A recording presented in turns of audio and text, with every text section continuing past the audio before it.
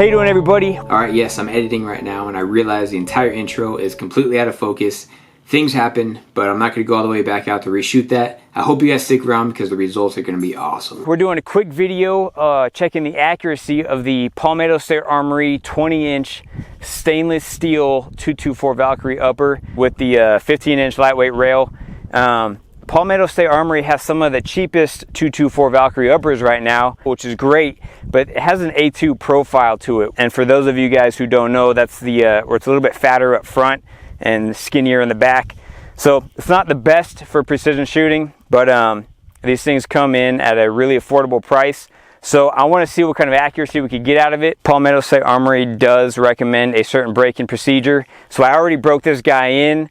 I'm not going to bore you guys with a video on breaking in a barrel because that would be really boring.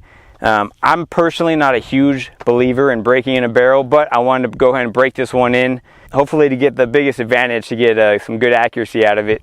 The three loads we will be testing today are the Fusion 90 grain soft point, the Federal 90 grain Sierra Match King, and the Federal 60 grain Nosler ballistic tip varmint, which is some pretty expensive varmint predator rounds.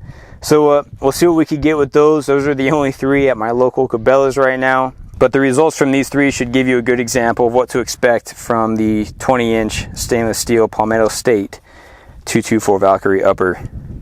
The scope I'm using on here is the Primary Arms 4-14 by 44 first focal plane HUD DMR ACSS. This one is designed for the 5.56 round, but I did reach out to Dimitri and he sent me a little picture converting the numbers for me, so I'm able to use this with a 224 Valkyrie. And it's also great for shooting groups at 100 yards because BDC and ranging doesn't matter at that point. And if you guys are looking for 224 Valkyrie magazines, I found these guys at Gun Mag Warehouse. They are the ASC stainless steel mags.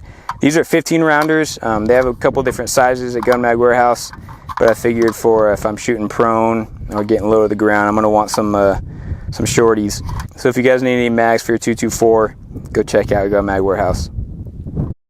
I also want to mention I'm using the CTK P3 Ultimate Shooting Rest to help with this accuracy test. I'm trying to eliminate as much human error as possible, so I figured I'd break this guy out to help out.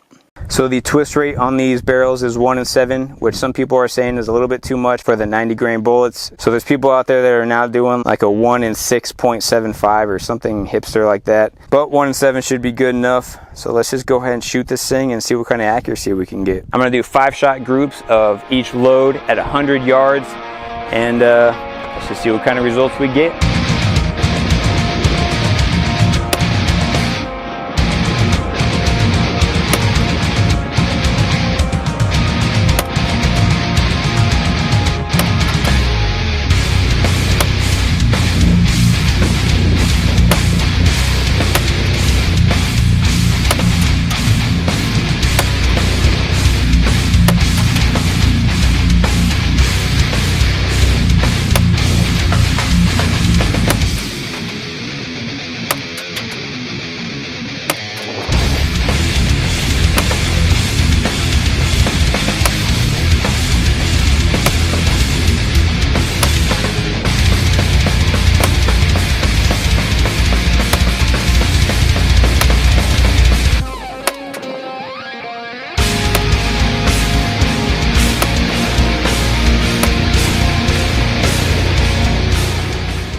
Alright guys, so we have some really good news and some not good news.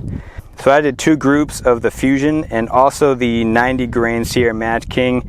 Alright, so let me explain a couple things real quick. I zeroed my scope with the 60 grain, which hindsight maybe I shouldn't have. So when I shot my first group of the 90 grain Fusion, I was aiming right here and it shot way up there.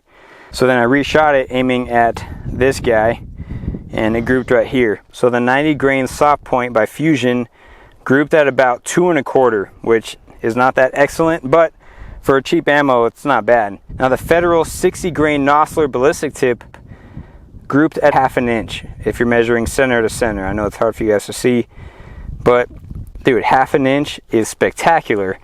And 60 grain, that's really surprising. The 90 grain Sierra Match King, I was aiming at this square right here, and point of impact was up here, that grouped about 2 inches. I know for a fact that I pulled that guy right there.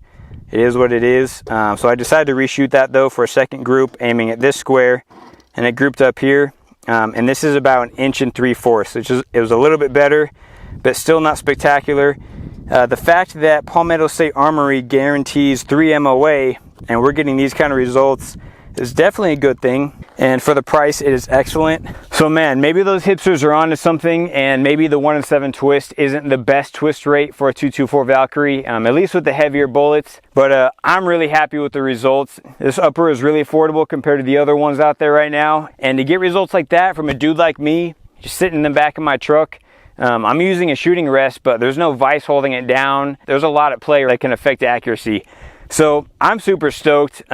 I'm honestly a little bit surprised by the results. I didn't think it was gonna be that good. So kudos to you guys at Palmetto State Armory. You guys are putting out a pretty sweet 224 Valkyrie Upper. If you guys are looking to get in a 224 Valkyrie world, but you don't have a ton of money, I would definitely suggest one of these uppers from Palmetto State. If you're trying to save even more money, they even make a barrel and BCG kit, and you could just swap that out in your current AR-15.